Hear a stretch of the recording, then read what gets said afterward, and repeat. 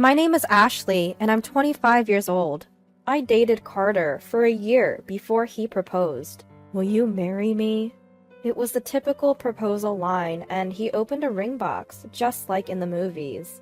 But I was over the moon. From the start, we both knew we wanted to get married. We even shared the same dream of having 2 kids, ideally a boy and a girl. We'll always work together on chores and raising our kids, Carter promised. I felt reassured and looked forward to our married life. How lucky am I to marry Ashley? Life with the one you love is the best. I think I was living half in a dream, swept up by his sweet, textbook perfect words. But reality wasn't as dreamy. A sweet and comfortable life has turned into a cruel one. 6 months into our marriage, I found out I was pregnant, and with twins. Seriously? A boy and a girl? Fraternal twins? Our dream family, all at once! Carter was thrilled at first, but as my morning sickness worsened, his mood soured. When you're always looking sick, it brings me down, he said coldly. But I really don't feel well. I felt defeated, struggling even to speak, and he didn't seem to understand. Even after the morning sickness subsided, I developed toxemia of pregnancy. I suffered from headaches, ringing in my ears, and swelling. It felt like I had no control over my own body. But whenever I mentioned it, Carter's mood worsened. Ringing ears and swelling? Aren't those old people problems? Maybe if you moved around more, you'd be a healthier pregnant woman. What does a healthy pregnant woman even mean? I never imagined pregnancy would be this tough. I had to take a leave from work. I felt lonely at home and wished someone was with me. But being with Carter was stressful. He was always grumpy and constantly complained. One day, a coworker brought some treats and visited. She had been kind and concerned about me since my morning sickness started. I felt at ease for the first time in a while. I brought some cake. I figured you might not be up for hosting with how you've been feeling.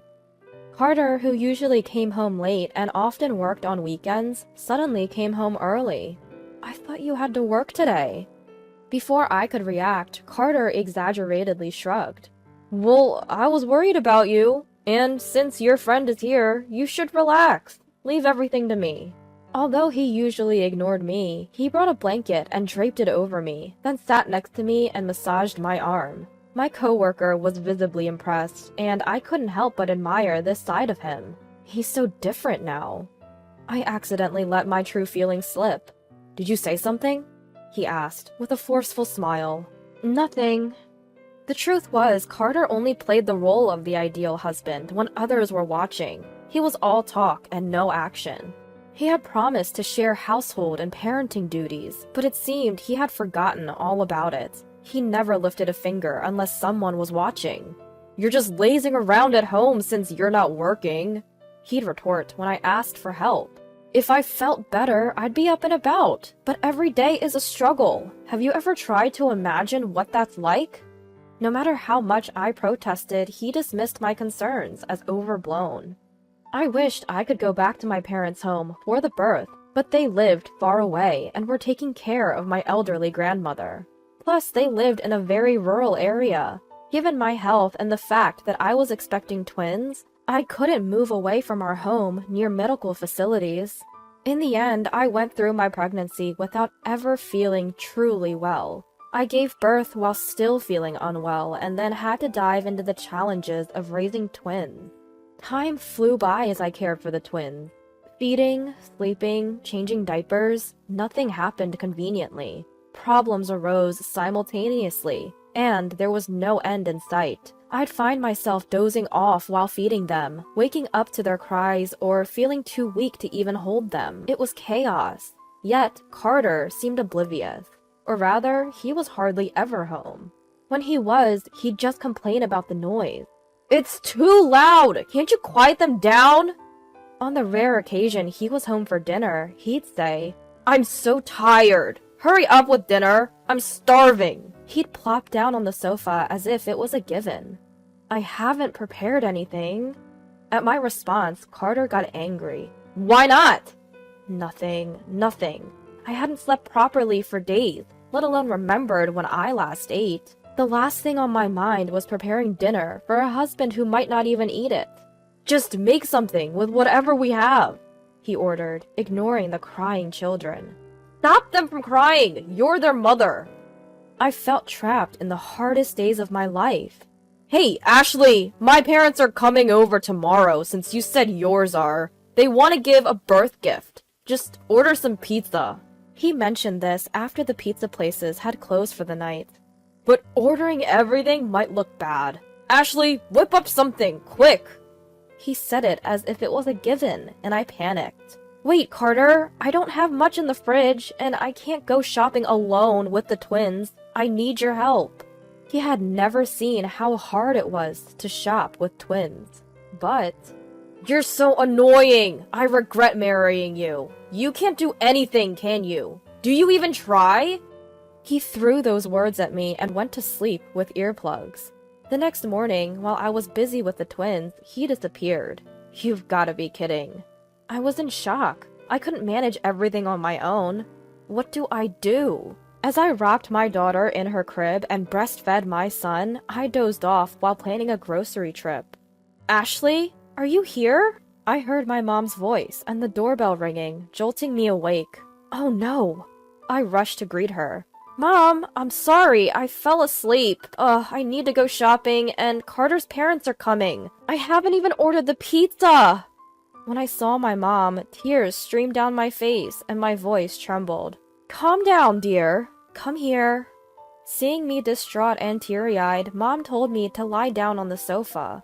You look awful, honey. Just rest for a bit. You've got such dark circles under your eyes. Just then, my in-laws arrived. Seeing my face, my mother-in-law immediately made a phone call, looking upset. Meanwhile, my father-in-law comforted my crying daughter. Ashley, do the twins cry a lot? Carter was a big crier when he was a baby, so we were worried. With a warm smile, father-in-law comforted me, while Mom began unpacking a large bag in the kitchen. After her call, mother-in-law held my sleeping son, patting my shoulder sympathetically. It was the first time since I'd come home from the hospital over a month ago that I had a break from the twins, housework, and Carter's constant complaints. A wave of relief washed over me, followed by overwhelming exhaustion, and tears streamed down my face. Thank you so much. By the time the delicious aroma of soup wafted from the kitchen, Carter returned home. Oh, everyone's here already! Perfect timing, Ashley. What did you make? Let's eat, he said, approaching the table, but then he frowned. Ashley, I thought you were making something fancy. This looks so plain. Where's the pizza? Didn't you order delivery? He looked around, searching for the pizza. I'm sorry, mother-in-law. We wanted to treat you to some good pizza since you came to the city. Ashley's been saying her taste is off lately, so she probably made something that doesn't taste good. Oh, let me help clear this up. Carter tried to play the good husband, but I was fed up. At the same time, something suddenly bubbled up from the bottom of my stomach. Carter, the person who made this tasteless food is my mom. I glared at him. What? Caught off guard, Carter froze. Ashley's mom is a nutritionist. She made all this low-sodium, additive-free food, especially for Ashley, father-in-law said, glaring at Carter. My plain homemade food. I'm sorry it looks so poor to you, Carter. Mom sighed, while mother-in-law shot him a fiery look. Surrounded by angry stares, Carter tried to recover. I must have been mistaken. Wow, this looks so nutritious. Perfect. Of course, Mom didn't buy his insincere compliment, and it seemed to further anger my in-laws. Don't try to cover up your mistake. Where have you been all this time? What have you been doing? Father-in-law's voice was restrained, likely to avoid waking the babies, but it was stern. Well, Distressed, Carter broke out in a cold sweat. From what I've heard, you barely help out with household chores or childcare. On top of that, what you did today just added more burden. Aren't you ashamed of yourself? Cornered by his father-in-law, Carter felt trapped. Huh? Well, maybe Ashley's just overthinking things. Carter tried to dodge the issue, but standing before him were his own parents, who knew him inside out. What his mother-in-law placed in Carter's outstretched hand were earplugs, found in the bedroom only Carter now uses. Who on earth wears earplugs to sleep because their own child's crying is too loud? His father-in-law's eyes widened in disbelief. Wait, Dad, it's not what you think. These are for— Enough! I said I heard it! To Carter's dismay, his father-in-law showed him a voice recorder. From it, played a conversation between Carter and me from the day before. So annoying. So annoying. I really messed up. Why did I even marry someone like you? You're so useless. Do you even care? Why do you have that? Ashley? Looking at me with disbelief, I explained. When I felt unwell, I'd miss instructions or forget things. You'd get mad, so since I was pregnant, I've been recording our conversations to review when I'm feeling better. Yes, severe headaches and ringing in my ears often made me distracted, but Carter disliked that. So once my morning sickness subsided, I started recording whenever Carter began talking. As Ashley's mother, I might be biased, but seeing my daughter struggling with twins, barely eating or sleeping, and having a partner who only complains and doesn't help, it's hard to bear. I was shocked to see her today. Dark circles under her eyes, swollen face, barely able to hold her babies or walk steadily. She looks like she needs to be hospitalized. Hearing my mom's anger, a small whimper escaped from Carter's throat. Oh, I'm sorry. I apologize. If you're a parent, use the right words. Overwhelmed by my mom's fury, Carter couldn't speak properly. What your mom said is right. I've already arranged for Ashley to be admitted to a hospital I know. After she has a hearty meal, you'll take her there. You better take good care of the kids. Hearing his father-in-law's words, Carter turned pale. No way! That's impossible! I can't do it! I've never done it before! Ashley, it's not that bad, right? I'll be more attentive from now on. Just stay home, okay? Carter pleaded, but my mom cut him off. Didn't Ashley say the same thing to you? That she's never taken care of the twins before and can't do it? That's not the same. Ugh. Carter realized his mistake, but it was too late. Exactly, it's not the same, right? It's a mother's duty to care for her children. That's what you said, right? So, who should take care of the kids while the mother is hospitalized? Like a teacher questioning a student, my mom cornered Carter. It's me. There was no other answer he could give. I understand you can't just take time off work, so I'll help during the day. I'll also stay overnight, just in case. But you need to manage, mostly on your own. But Dad, don't whine like that. Think about it. Including your commute and breaks, you work roughly 10 hours a day. In contrast, childcare is a 24/7 job. And if we compare it to a regular job, taking care of twins is like handling unpredictable and challenging customer complaints on top of your usual tasks. You can't set your own pace, and you often can't even eat or sleep properly. Given Ashley's condition, it's like she's also dealing with the flu. I was impressed by the father-in-law's spot-on analogy. It perfectly described my life over the past month. But, I mean, enough with the excuses! You need to experience it firsthand. It's about time you step up and do what you've been leaving to Ashley. Don't you have any pride as a father? As Carter's eyes welled up with tears, his father-in-law pressed on, and his mother-in-law backed him up. If you can't handle it, maybe you two shouldn't be married. Ashley, you can always come back home after a divorce. The house will be lively with the babies. Divorce? And not seeing my adorable grandchildren? Would you be so heartless? Faced with their coordinated attack, Carter's face went through a roller coaster of emotions. Ashley. He looked at me with teary eyes, but I had reached my limit. While I'm in the hospital, you won't have to care for me. So in a way, you'll have it easier than I did. At least you won't have to deal with a husband who's never around and only nags.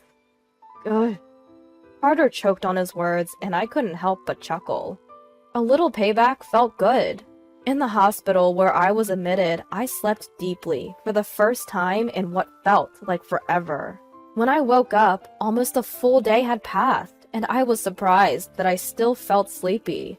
During my stay, my mother-in-law visited daily with my kids, showing me that breastfeeding wasn't a chore, but a way to nurture love. Carter was running around, following every instruction from mother-in-law. Holding our crying twins, he said, "Ashley, when are you coming home?"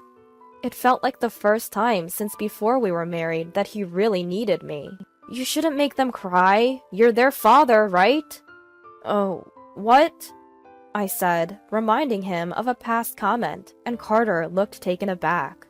After some rest and treatment, my health improved significantly.